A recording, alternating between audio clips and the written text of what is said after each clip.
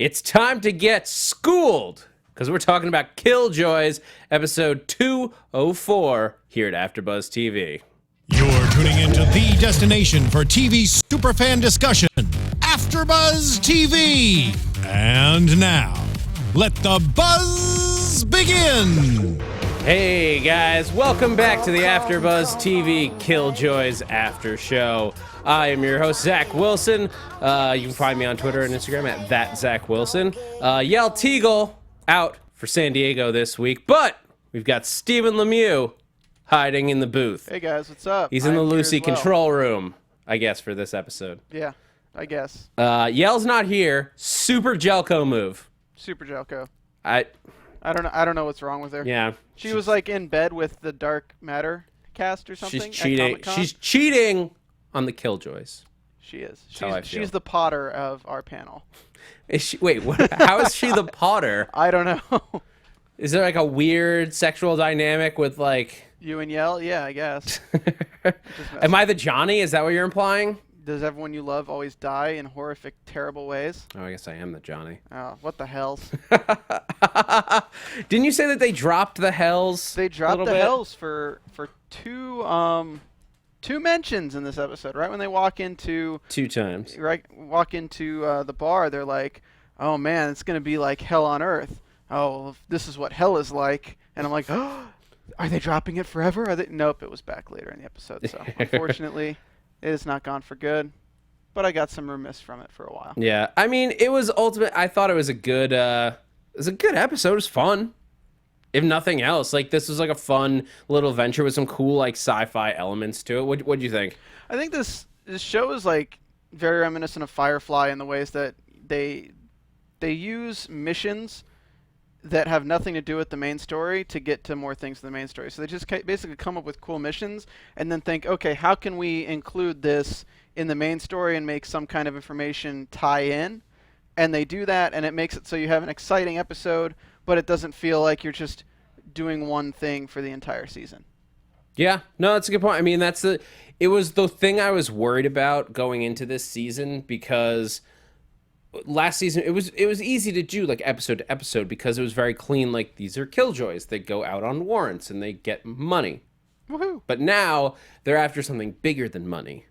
What is it, children. you ask? The truth. Oh, what do you think? I said it was? Children. Only for this week. Hey, you want to join the Prodigy program? We freeze you until war or winter. Hey, I mean, there's a weird little, like, almost Game of Thrones-esque setup. But ultimately, like, that's kind of cool, though. Imagine, like, you go into a tank, do nothing, and you wake up and you're an expert. Yeah, so you get taken from your family at a young age, go into a tank, wake up, and all of humanity is dead except for all of the other underage kids, and now you have a bunch of knowledge in your mind. Sounds great, Zach. Awesome. Sign me up. Well, I mean, not all those details. I don't want to be like ripped away from my family, but if I could just like be slightly dragged away from them, not like ripped away, just like for like a week, like go sleep for a week and then come back, and I'm like suddenly I know how everything works. It's like Cartman when he wants the Econo Game Sphere to come out. He freezes him. He has to freeze himself to the future. I think it's a little different. I think it's a little less selfish than a game console if I want, like, knowledge. So, suffice to say, the Prodigy program was not meant to turn people into pudding, but it does just that. Yeah. I mean, we kicked off the story or at least the kid escort. Like, they tracked the signal from Klein. That's why they're going there. Yeah, the last signal from Arkin was a encoded transmission that was sent to this school. They want to head over there immediately, but then they want to pick up Johnny first, who went after Potter, who was, of course, knocked out at the end of last episode.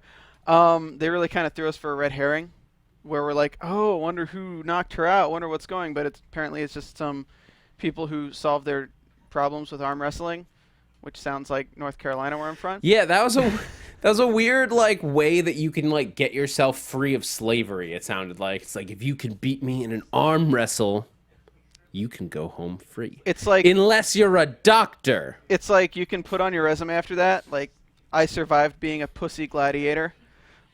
What? Like, I don't go into a ring and just like kill people. I just have to arm wrestle as a gladiator. I'm kind of a weak gladiator.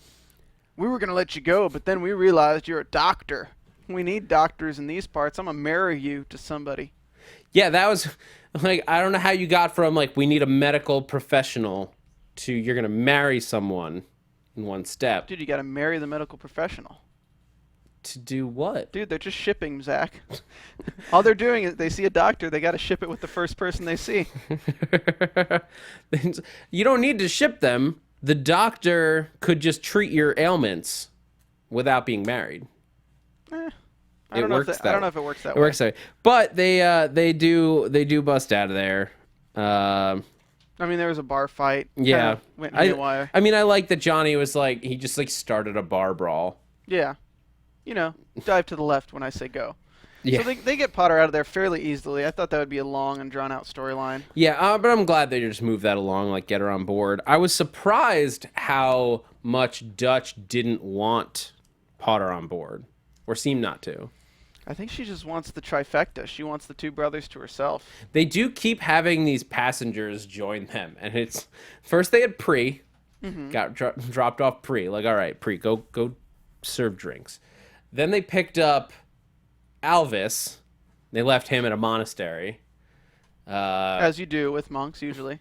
Although Davin wants to be clear that if stuff happens, I'm good with it. Well, if stuff happens between her and Yeah. Alvis. Well, yeah. Like and the Scar monks. that's very kind of him to We're not together, but if you have sex with somebody else, I'm cool with it. Just letting you know.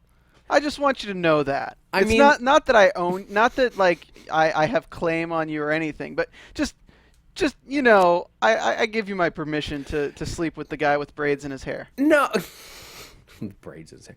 But I understand where he's coming from because they have their own sordid past.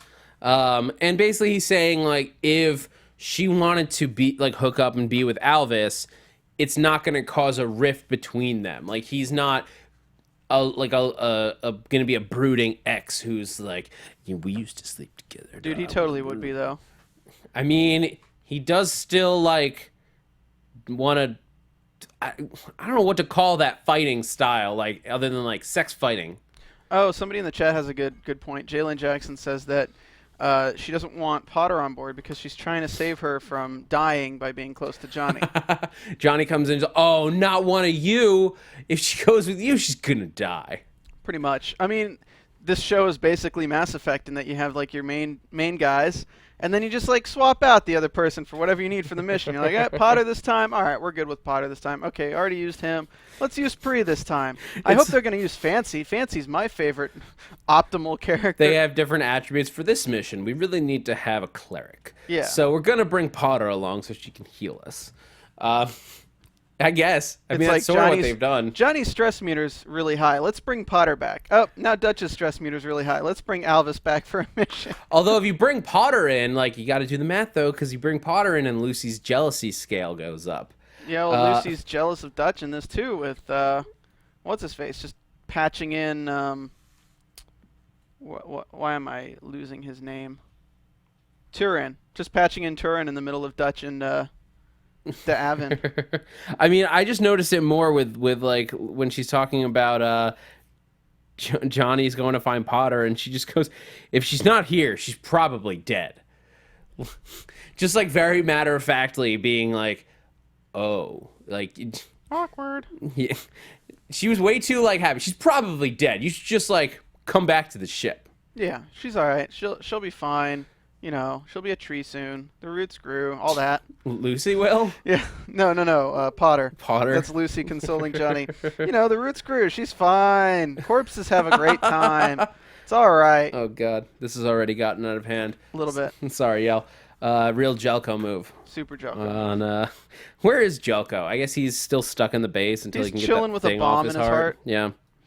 But let's jump back into the main crux of the story. Yeah, the main crux of the story, which is these kids.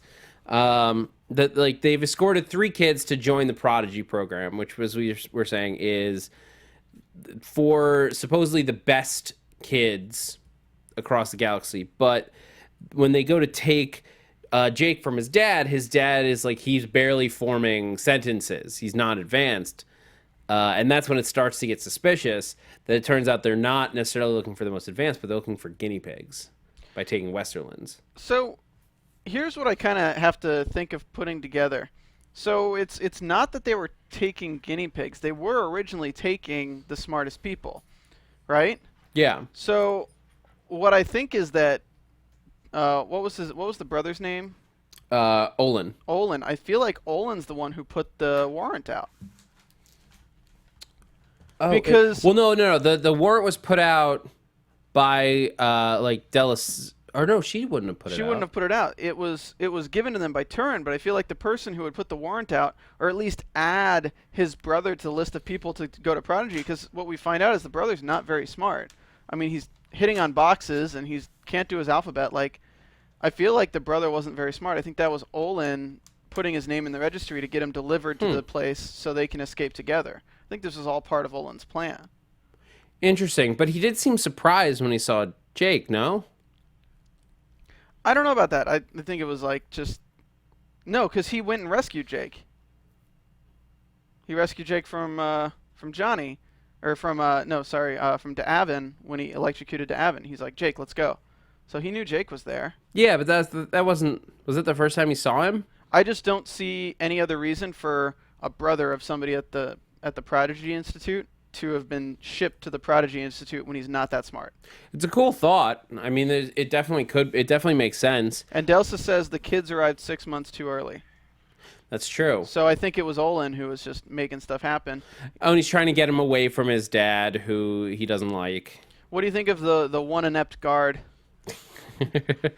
I like that character. I like the idea that he wanted to be a killjoy and wasn't good enough, so he became like a military escort, bodyguard type guy. Yeah, not escort, not with yells. Not that kind of escort. Not that kind of not escort. A sexer. Yell. Calm down. God, yell. Yeah. But he didn't last very long. No, he didn't. But I appreciate it. Like, and it even builds the world out a little more just having that guy there, because it's interesting to see that like not only do people fear killjoys or respect them in terms of like letting them into places, but people want to be killjoys, but not everyone gets in. Well, they also gave just an inept person a personality. Like, instead of just having it be the guard guy, they like gave him a personality and gave him some lines that actually like drew his character out. They gave him a backstory of a heart problem, so when he gets electrocuted by Olin, it makes sense that he dies when Olin didn't mean to kill him. And then they brought in the woman who was running the place, and we find out that she's actually died in the beginning when they were turning everyone to goo. Goo. Yeah. Goo. So basically, we find out that the reason that the kids turned to goo was because of Klein. Somehow his message overloaded. Correct me if I'm wrong here. It was the message was so powerful that it overloaded the data transfer. Imagine like you're a computer, Zach. Your head is a computer. I mean, it is, but imagine it's a computer and it has a little USB drive, right? All right. Somebody takes a... I'm still on FireWire, but that's fine. Okay, yeah. So somebody puts in a USB into your head, and it has like a data limit of like 50 megabytes a second. So you're all knocked out in your cryo chamber, getting 50 megabytes a second delivered right into your noggin, and then suddenly 50,000 gigabytes gets shoved through that little hole.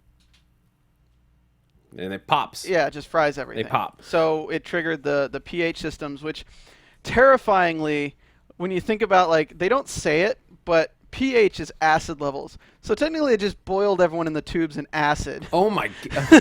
They're like, oh, it raised the pH levels in their body. Yeah, it turned their blood into acid. Jesus. Yeah, that's accurate. That is what they said. Oh man. That is, I mean, I guess they were cryo frozen, so they didn't feel it. That's better. Right? Does that make it better? I mean, you have the guy waking up in the beginning, Olin waking up while it's going on, so I imagine that everyone was actually awake when it was happening. Yeah. But that's not all that Deliseo was up to. Jalen Jackson says, why would they put the sterilization thing in the pods? Well, for one, because they might have seen Alien. And I don't know. Maybe they just want to clean the pods easier. Oh, like the sterilization like agent. I mean, who knows what goes into creating a cryopod of any kind? It You has don't know to. that? It's basic knowledge, Zach. Come on. But Dry ice, the milk, milk, chocolate chip cookies, milk and chocolate chip cookies for nutrition. Netflix subscription. Yeah. But like there's a cryopod is inevitably going to be complicated. So I guess there's all kinds of chemicals that have to keep you alive because it doesn't just have to necessarily slow down your heart. But if you're in there for an extended period of time, you might have to get nutrition back into your body or like cause your body to flow from fat tissue, all that stuff. The real question is, did Klein know that he was just going to melt all these kids by sending it over there? I have to think no. I have to think it was an accident. But I mean, the fact that one survived is the only... But that's the thing. Like, that's what I'm wondering. So he sent all this data over to the school to get to somebody, and the only reason that one kid survived was because she pulled him out just in time. But, like, if she didn't pull him out, where would that data have gone? Like, what would the point of the transfer be? So, like, what was his plan? Did he think that one of them would just survive, or did he think that all of them would survive?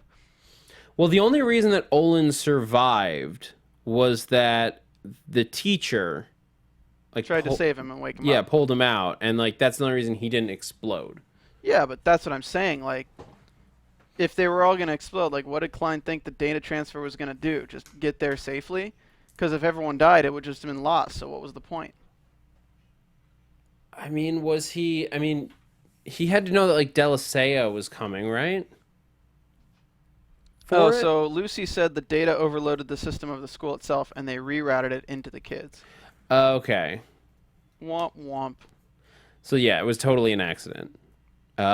Sucks for you, Klein. You killed a bunch of kids. You're a kid murderer now. How does that feel? Olin's like, yo, let me just shut down their figure. life support. So they have to give me my brother back, and then they have to unclamp the ship, and we Yeah, can leave. Olin went nuts because he now has the vision, similar visions to Dav. He has visions from, whatchamacallit? From Arkin on the when moon. the Scarbacks Yeah. are there. So we still don't know if that vision is from the future or the past. Because it still stands up that it could be either. I feel like it's probably from the past. He somehow recorded it, but it is definitely...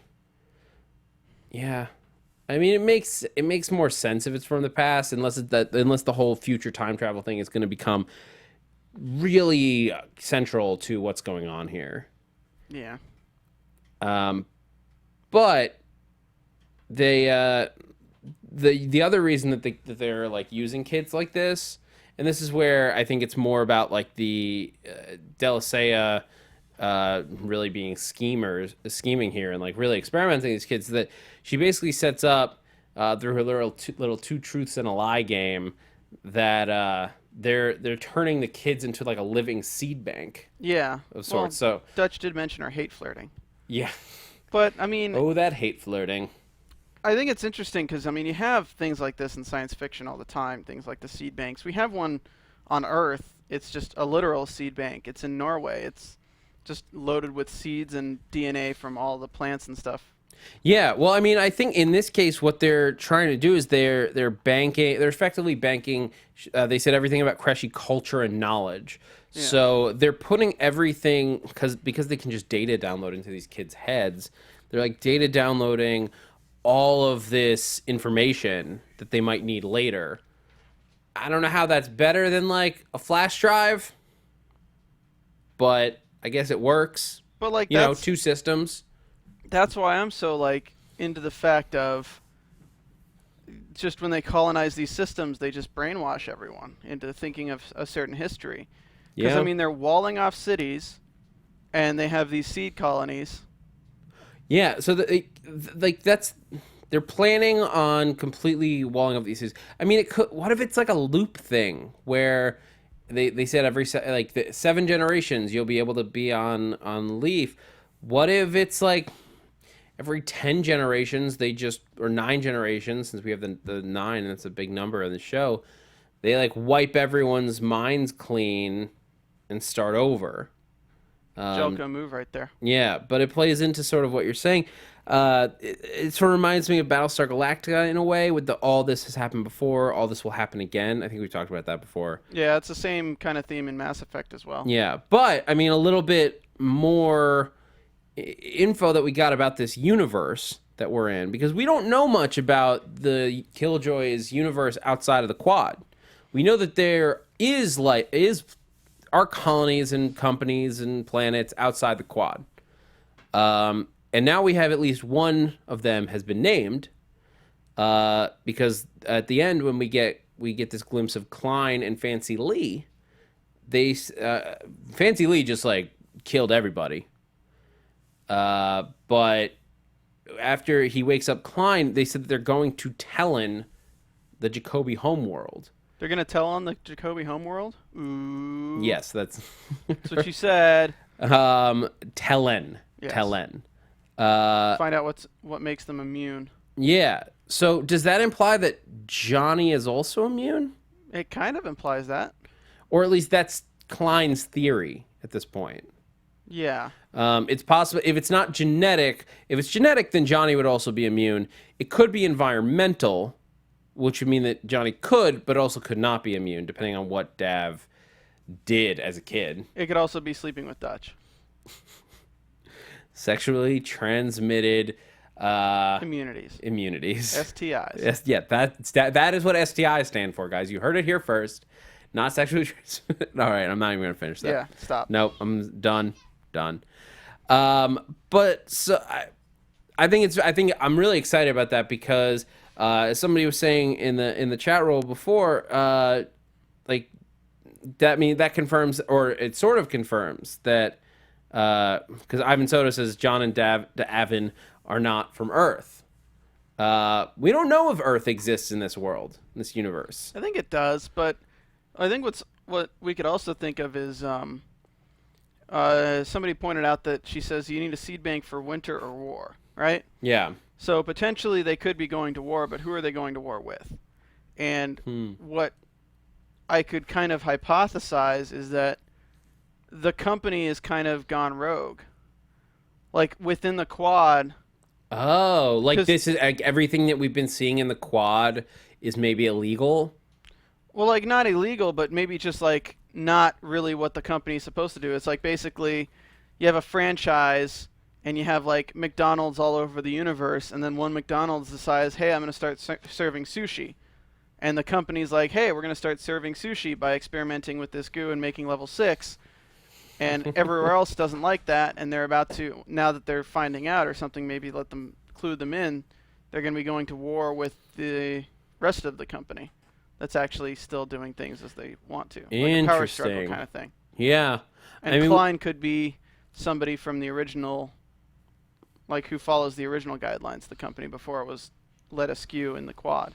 We still have the Black Root. We don't know what they're necessarily up to. We know that they are not necessarily they're not with Klein, but they work closely enough with him that it was reasonable for them to come in and just like be like, get in the tube. So he's like they seem to be like his supervisors who he doesn't like listening to. Yeah. So I don't know. Part of me still thinks there's like a huge, like all of this is being controlled by one central religion. Or the company is just a part of a religion, and all of this from the rack to the company to the Black Root and even the Scarbacks. Once you like fold in all the pieces, it becomes one large conspiracy theory that spans the universe. Yeah, and the roots grew and got into everybody's gardens and starts effing stuff up. Hell yeah! That's what I do in gardens. F stuff up. Yeah. Jelko move. So Jelko moved to F Did with we talk gardens. about Sabine yet? Sabine? Yeah, the new blondie. Oh, no, we didn't. So Sabine, we get introduced in Pre's bar.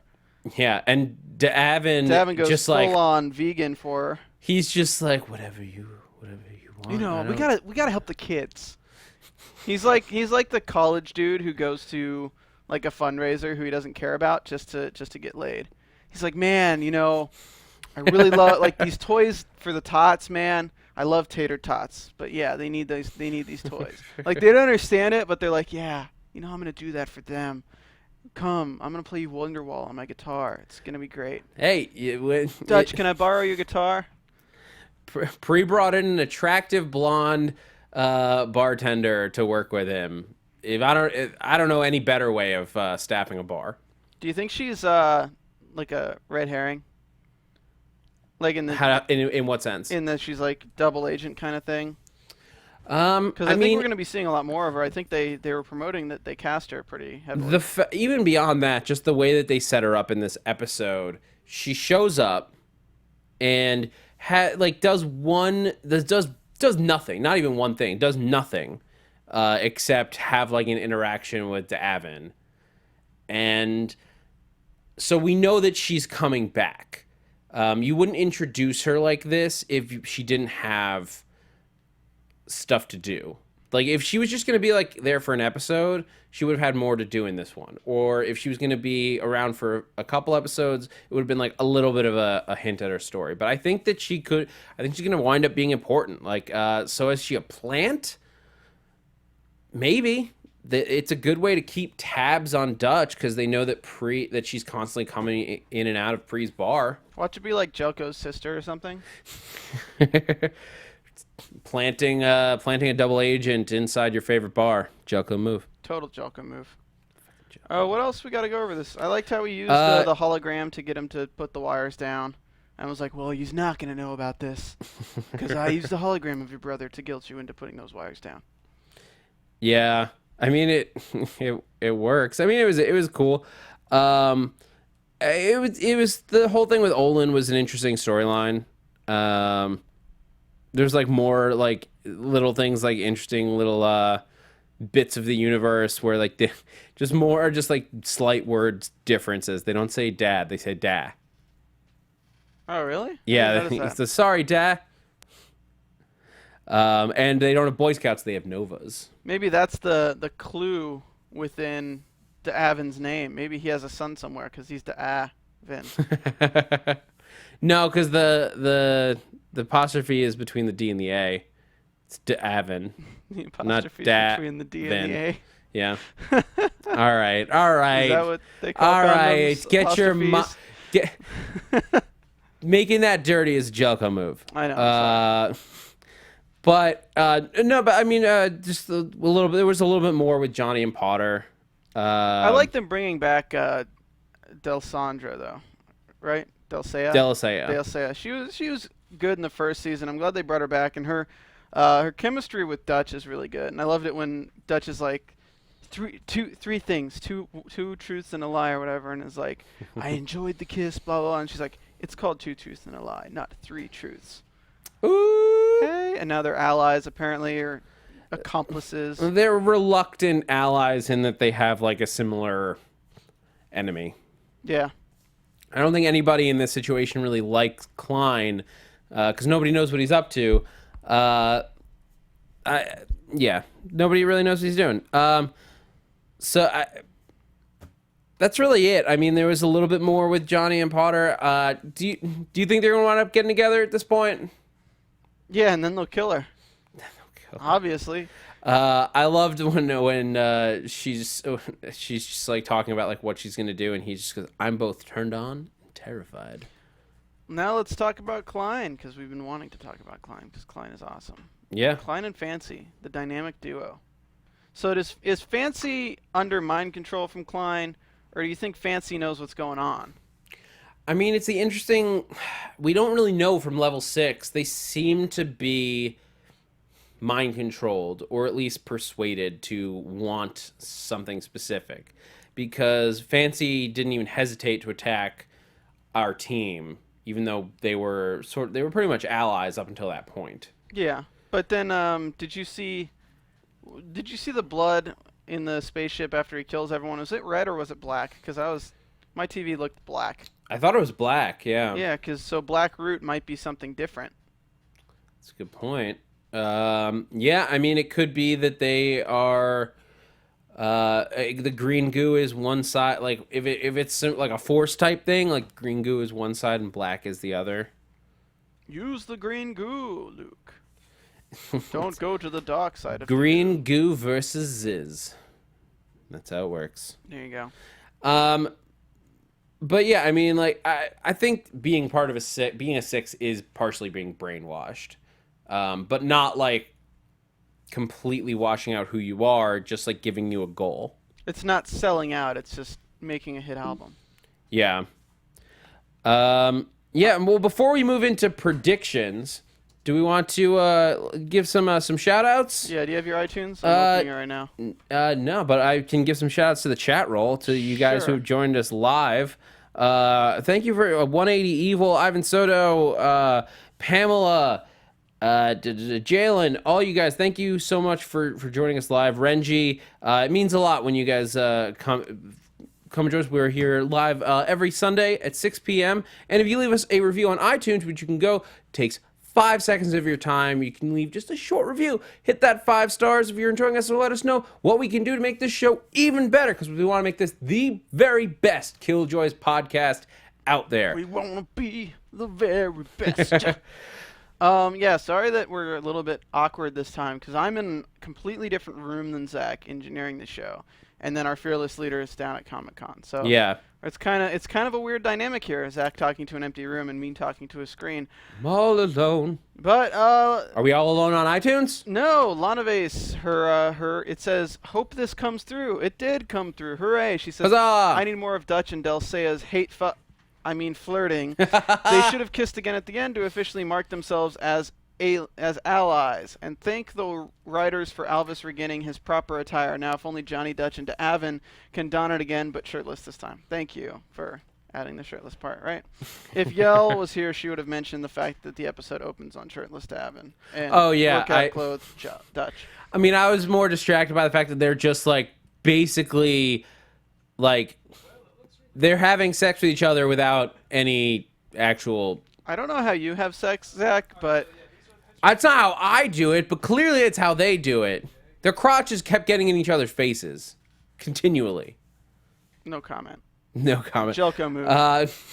Well, why don't we move it into predictions as we wrap it up here? TV predictions. All right. I mean, as we move forward with Klein, I have to think my prediction, like he's trying to outrun the Black Root. I think they're gonna find him at this point, like in his like little escapee ship, as soon as Dutch and the rest of our gang catch up to him.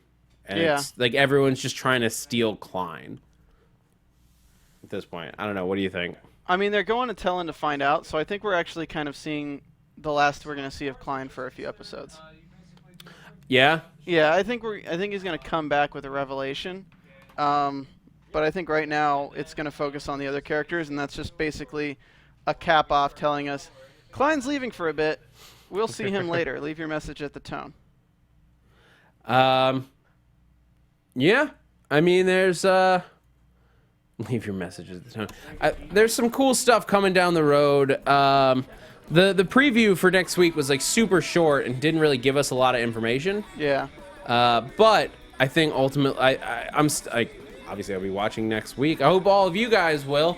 If you were able to join us live because you're not down in San Diego Comic-Con, thank you for joining us. If you're watching throughout the week, thank you for watching. I have been your host, Zach Wilson. You can find me on Twitter and Instagram at @ThatZachWilson, ThatZachWilson, and also every Wednesday on our sister network Popcorn Talk, where I host Sci-Fi Weekly. This week, we'll be talking about the new movie Star Trek Beyond, as well as all of the crazy levels of science fiction news that came out of San Diego, because there's so much. And you guys can find me on Twitter at Stephen Lemieux, StephenLemieux, and check me out on the other shows I do here. We got a few coming up here soon. But yeah, that's it. All Sorry, right. 2-man panel today. We'll see you guys next week with the full panel. All right, see you guys next week. From executive producers Maria Menounos, Kevin Undergaro, Phil Svitek, and the entire AfterBuzz TV staff, we would like to thank you for listening to the AfterBuzz TV network. To watch or listen to other after shows and post comments or questions, be sure to visit AfterBuzzTV.com. I'm Sir Richard Wentworth, and this has been a presentation of AfterBuzz TV. The warrant is all. The views expressed herein are those of the hosts only and do not necessarily reflect the views of AfterBuzz TV or its owners or principals.